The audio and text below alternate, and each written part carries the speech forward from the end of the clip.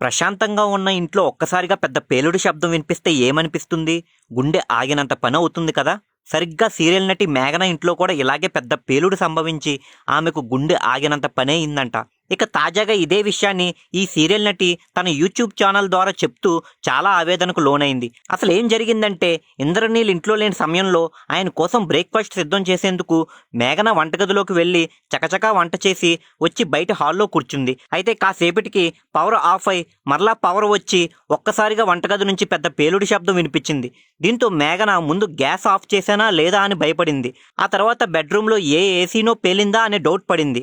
అయితే అసలు విషయం ఏంటో తెలుసుకునేందుకు మేఘన వంటగది వైపు పరుగు తీయగా అక్కడ ఆమె 4 పొయ్యిలో ఉన్న అద్దాల గ్యాస్ పొయ్య ఒక్కసారిగా ముక్కలై పడి ఉంది.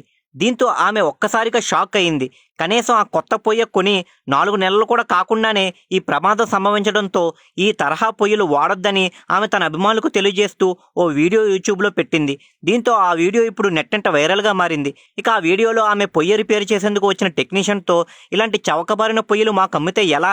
సరిగ్గా వంట చేస్తున్నప్పుడు ఈ పొయ్యి అద్దం పగిలి మా ముఖానికి ఏదైనా గాయం అయితే ఎవరు రెస్పాన్సిబిలిటీ అని నిలదీసింది. అయితే ఆ టెక్నీషియన్ ఏ సమాధానం చెప్పకుండా ఆ పొయ్యి రిపేర్ చేసి కొత్త అద్దం బిగించి వెళ్ళిపోయాడు.